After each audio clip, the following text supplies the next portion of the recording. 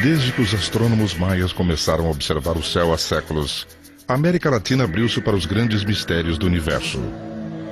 Desde quando os OVNIs estão sobrevoando os Andes? Já abduziram pessoas da América Latina? Existe algum tipo de evidência? Alguma prova?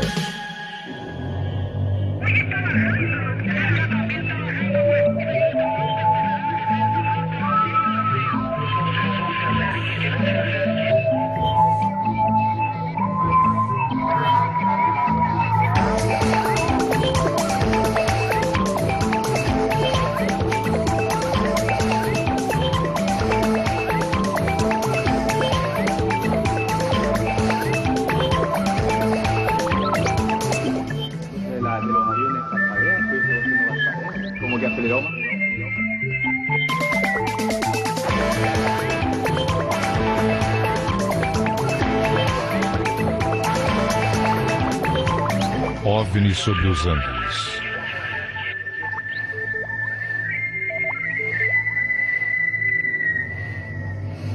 A Cordilheira dos Andes é uma cadeia de montanhas que se estende por toda a América do Sul e que ainda esconde muitos segredos. Aos seus pés, grandes desertos, selvas e rios têm sido o cenário de aparições e contatos com OVNIs. Há fenômenos que foram registrados e documentados nesta parte do planeta desde o século XIX. No extremo austral do continente, no Chile, encontra-se o mais antigo documento escrito sobre objetos voadores não identificados. O caso foi registrado pelo jornal El Constituyente na cidade de Copiapó, no sábado, dia 14 de novembro de 1868. A notícia dizia que uma chuva de estrelas ou meteoros havia caído várias vezes naquela data. Pesquisadores de renome como o ufólogo francês Jacques Vallée consideram este caso como o primeiro registro fidedigno de uma onda de OVNIs, isto é, uma concentração de objetos voadores não identificados sobre o mesmo lugar em curto período de tempo. O número de ocorrências cresceu nos últimos anos, com o aumento da atividade de OVNIs não apenas em locais isolados, com poucas testemunhas, como também nos grandes centros. Outros casos foram mantidos em segredo até agora. Poderia indicar por onde eles entraram. Na região sul do Chile, recentemente, 2 geógrafos realizaram uma das aventuras mais ousadas da ufologia contemporânea. Saíram em busca de um OVNI que estaria enterrado no topo de uma montanha desde o início do século. É nesta direção.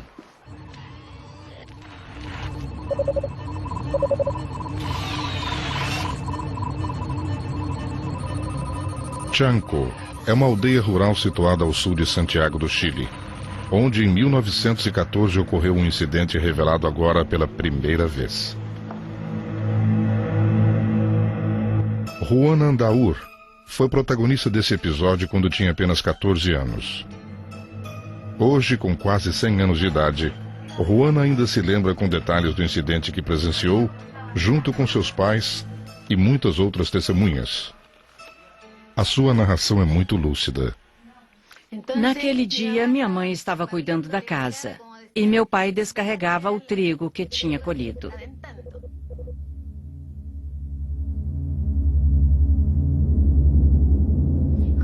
De repente, eu vi se aproximando uma coisa parecida com um remo, assim como umas vigas pequenas. Apareceu ali, indo do leste para o oeste, em formação diagonal, fazendo um barulho enorme. Todos nós ficamos assustados, sem saber o que fazer. Tinha pelo menos uns 2 metros de cada lado. E fazia um barulho assustador, como o barulho de um avião. Nós achamos que era o fim do mundo. Naquele ano, a Primeira Guerra Mundial havia começado. Os aviões que cortavam os céus em 1914 eram biplanos delicados, construídos com tela e madeira. Portanto, era impossível que o objeto avistado em Chanco pertencesse a alguma força aérea da época. Foi visto de perto. Nesse dia teve um casamento aqui na escola. E as pessoas todas saíram assustadas para ver o que estava acontecendo. Um aparelho que havia caído ali, fazendo um barulho assustador.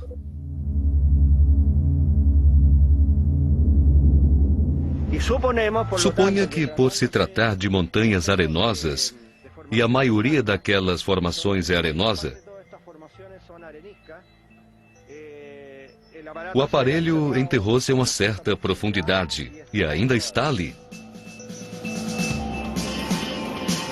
Reinaldo Borgel e Pedro Munhoz, geógrafos conceituados e professores universitários, iniciam a busca pelo OVNI de Chanco.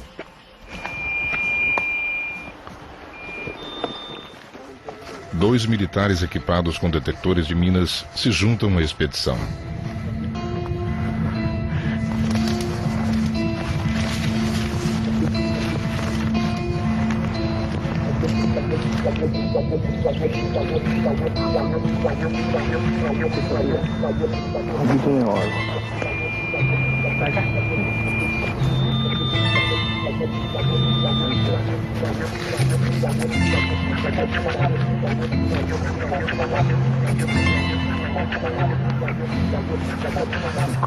Encontrei restos de arame, uma jarra, uma lata de bebida. Encontrei embalagens de batatas fritas, papel metálico, mas acima de tudo, arame. O detector dispara constantemente. Deve ser por causa dos minérios existentes aqui na superfície. Mas não podemos fazer nada. Se alguém estiver interessado em dar continuidade a isto, será necessário um outro tipo de detector. Vamos começar primeiro com este, e depois vamos utilizar um sensor de profundidade, que é usado para detectar metais enterrados em pontos mais profundos. Não há dúvida de que um OVNI enterrado é um tesouro, mas é preciso ter uma prova concreta. Muita gente quer provas concretas, e nós, pesquisadores, temos de encontrá-las. Isto é como procurar um tesouro. Para mim, a verdade é o maior tesouro que existe, é o que eu penso. O que eu acho que foi aquilo? Não posso explicar o que poderia ter sido. Ninguém pensou nisso porque todos achavam que era apenas raios. Sim, raios. A queda do OVNI em Chanco poderá se tornar um caso tão importante quanto o episódio de Roswell. Em 1947, a Força Aérea dos Estados Unidos admitiu a queda de um OVNI no Novo México. Mas essa informação foi desmentida 24 horas depois. Mais de 50 anos de especulações e teorias sobre conspirações pairam sobre Roswell, cujo enigma continua sem solução. Até agora era considerado o relato mais antigo sobre a suposta queda de uma nave extraterrestre. Mas Chanco, o caso Roswell latino-americano, parece ser mais antigo e sua história só agora começa a ser revelada.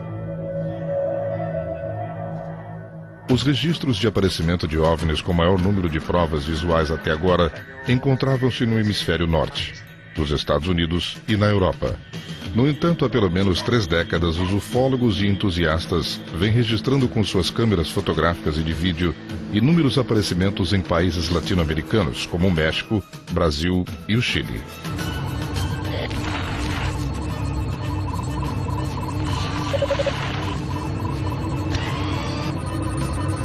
As ondas de OVNIs no México são as mais documentadas em vídeo, como mostra essa montagem realizada pelo pesquisador alemão Michael Heismann.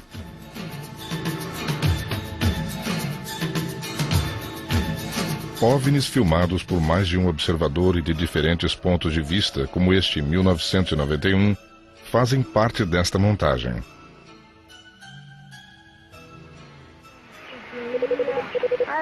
Este outro vídeo gravado no México mostra uma pequena nave que numa altitude elevada muda de curso, avançando e recuando à vontade.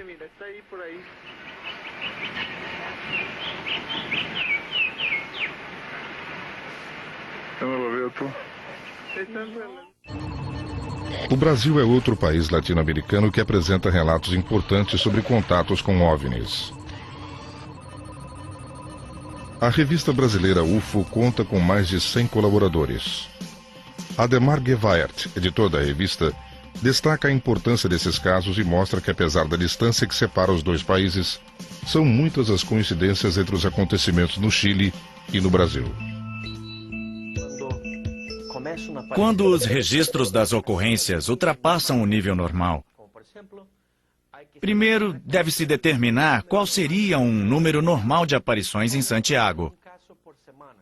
Suponhamos que seja de um caso por semana. Se acontecem 10 por semana, não é uma onda.